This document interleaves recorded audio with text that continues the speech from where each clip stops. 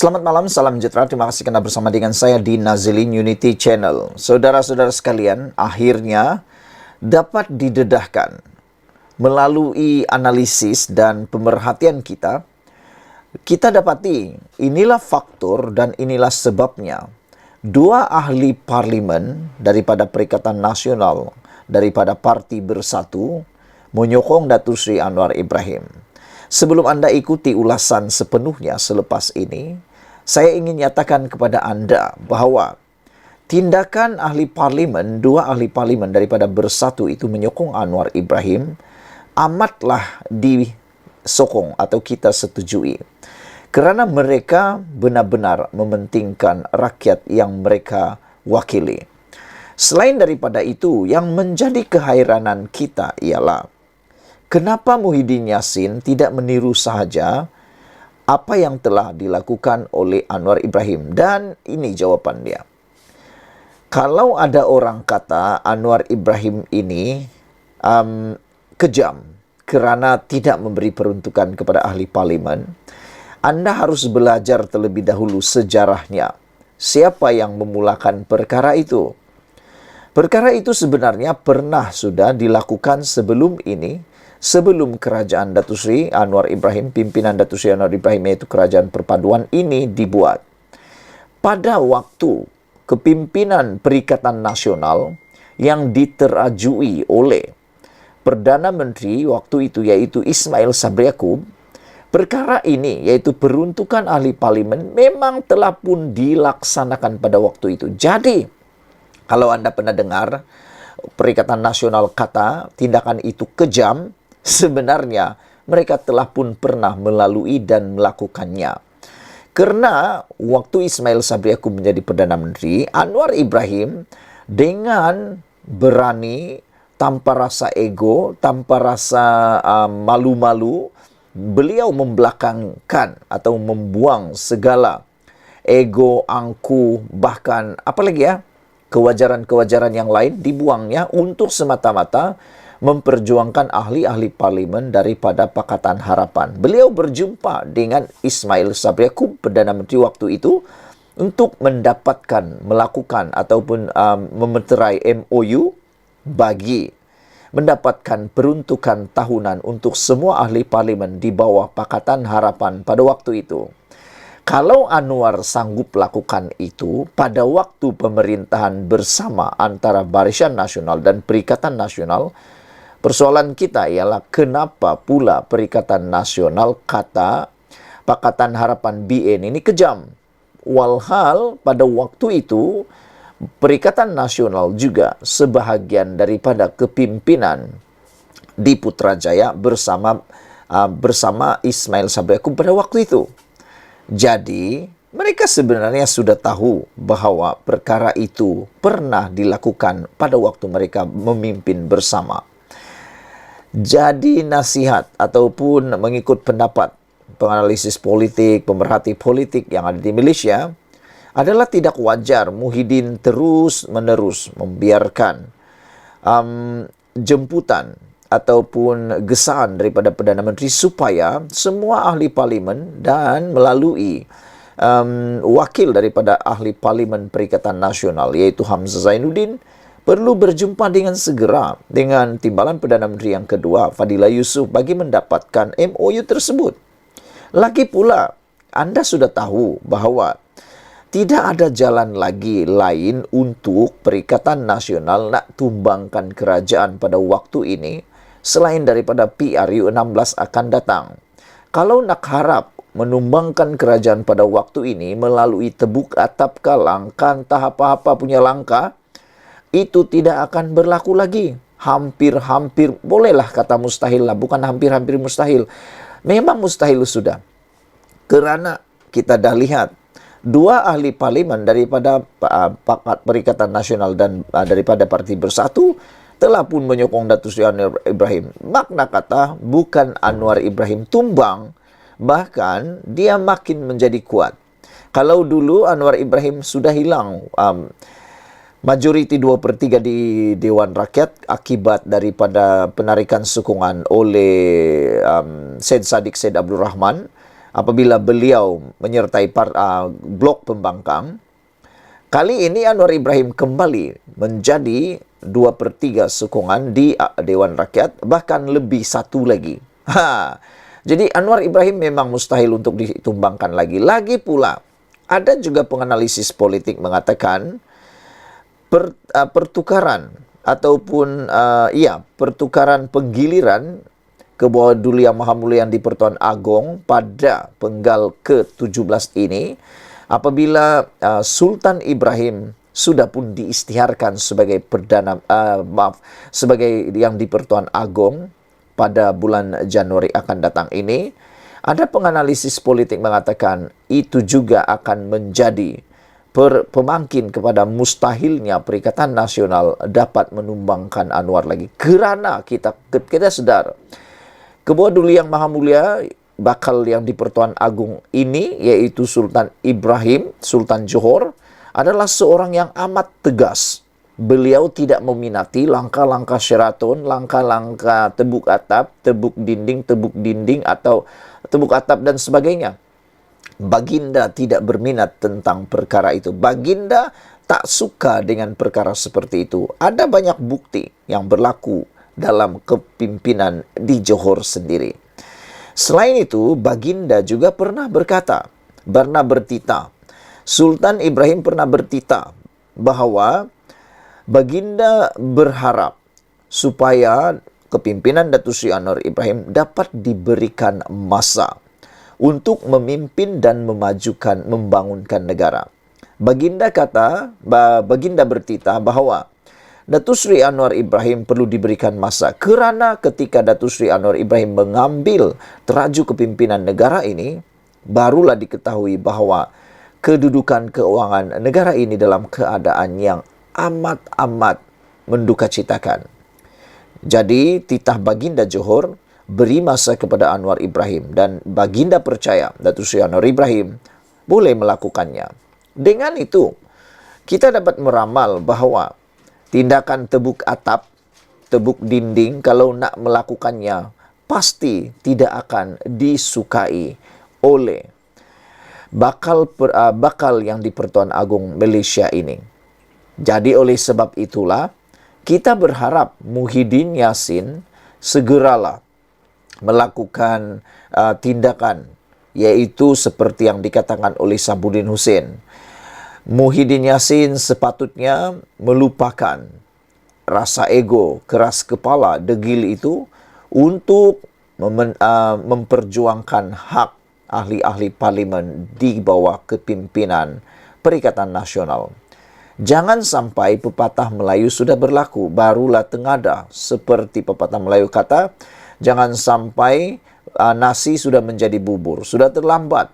Jangan sampai 30 ahli parlimen Perikatan Nasional daripada Parti Bersatu akan pula beralih menyokong Datuk Seri Anwar Ibrahim. Dan waktu itu sudah tidak boleh melakukan apa-apa lagi. Yang akan tercalar ialah kepimpinan Datuk Seri Tan Sri Muhyiddin Yassin itu sendiri.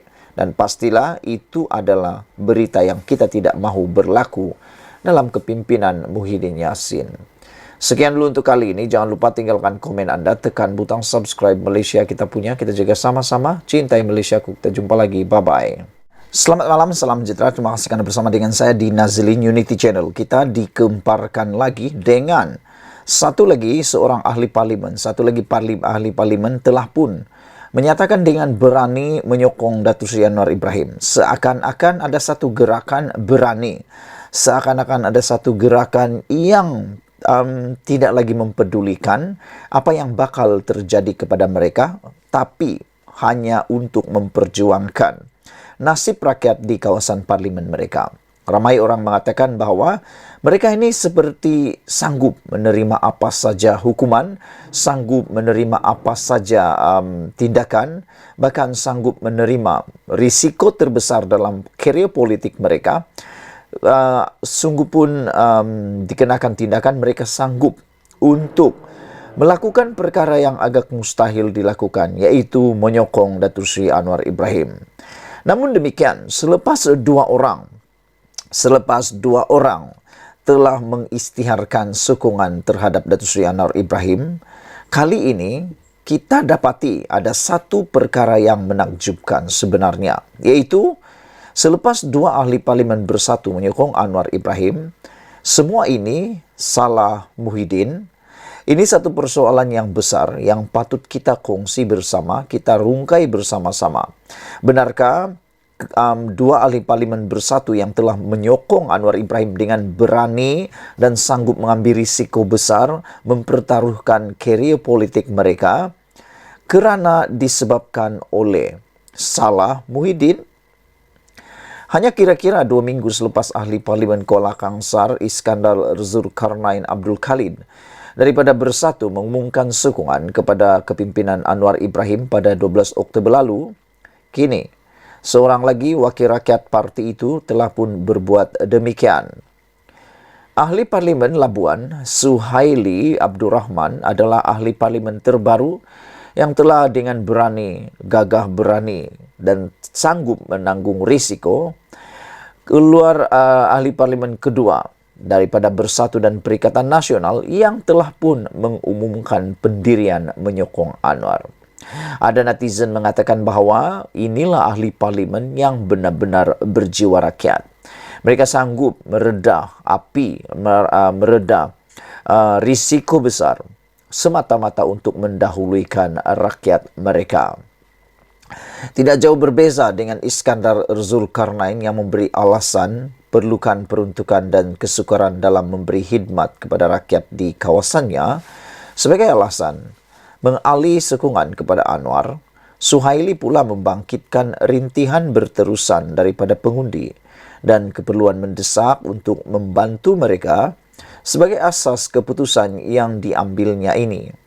Tambahan lagi, menurut Suhaili, rakyat Labuan sudah lama merintih akibat berdepan dengan kos sara hidup yang tinggi, selain masalah bekalan air dan elektrik yang berterusan berlarutan sejak hampir 15 tahun lalu tanpa sebarang penyelesaian. Begitupun sama seperti Iskandar Zulkarnain, Suhaili juga mengumumkan beliau akan tetap setia taat kepada Parti Bersatu, selain ingin terus kekal menjadi ahli parti tersebut. Iskandar Zulkarnain sudah pun diberi surat tunjuk sebab dalam hal ini. Dan dalam hal ini, Suhaili bersedia berdepan apa juga risiko dan tindakan disiplin daripada Bersatu. Menoleh ke belakang, keputusan Suhaili ini sebenarnya bukanlah sesuatu yang amat mengejutkan. Kerana sudah beberapa kali kita mengulas atau menulis tentang perkara ini sejak 15 Oktober lalu lagi. 3 hari selepas Iskandar Zulkarnain mengumumkan sokongannya kepada Anwar Ibrahim. Dalam tulisan tersebut, Sabuddin Hussein pernah mengatakan, berdasarkan maklumat yang telah pun diperoleh oleh beliau, ditapati isu peruntukan bukanlah cerita dongeng. Dan ia benar-benar merupakan hambatan yang meresahkan bagi ahli-ahli parlimen blok pembangkang ketika ini. Dengan itu dinyatakan jika Perikatan Nasional terus keras hati dan degil untuk datang berbincang dengan kerajaan, saya dengan jelas menyebut bahawa ada beberapa ahli parlimen lain lagi akan mengambil langkah sama seperti Iskandar Zulkarnain. Namun demikian, telahan dan ramalan itu seakan-akan tidak diambil berat oleh Perikatan Nasional. Bahkan, mereka masih percaya bahawa ugutan seperti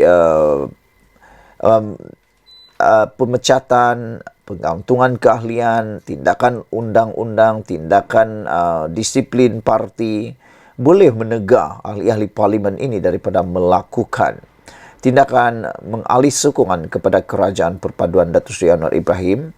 Rupa-rupanya itu telah memakan diri kerana tindakan seperti itu sudah tidak lagi dapat menegah ataupun dapat menghalang daripada mereka memperjuangkan hak rakyat dan keperluan rakyat di tempat mereka.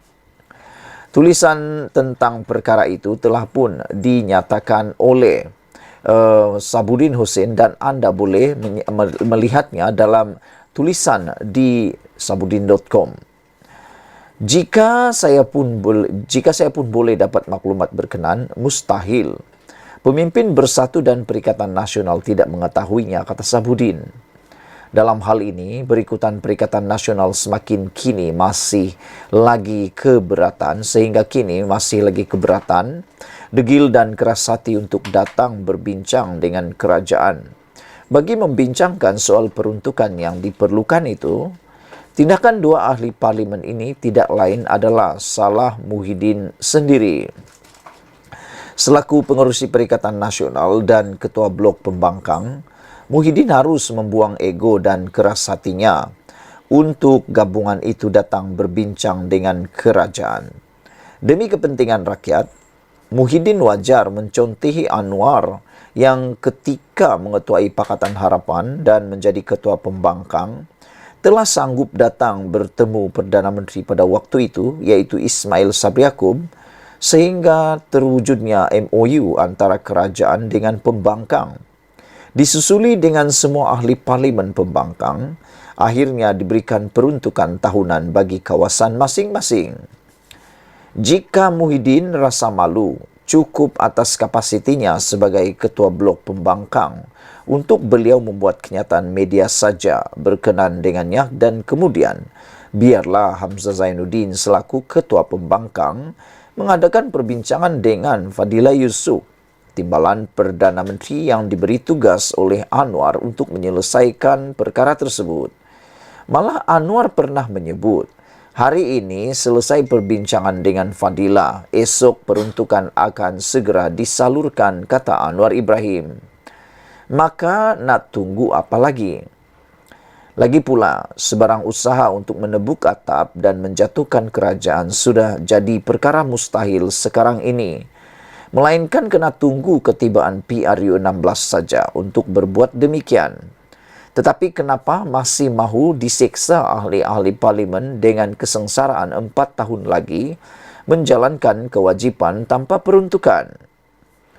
Atas Muhyiddin tak kisah melihat lebih ramai lagi ahli parlimen Perikatan Nasional bertindak seperti Kuala Kangsar dan Labuan ini. Ditulis oleh sabudinhussein.com 30 Oktober tahun 2023. Sebelum kita berpisah, apa komen Anda untuk isu kali ini? Benarkah tindakan dua ahli parlimen Bersatu menyokong Anwar Ibrahim? Semua ini salah Muhyiddin? Sekian dulu Malaysia kita punya. Kita jaga sama-sama, cintai Malaysiaku. Kita jumpa lagi. Bye-bye.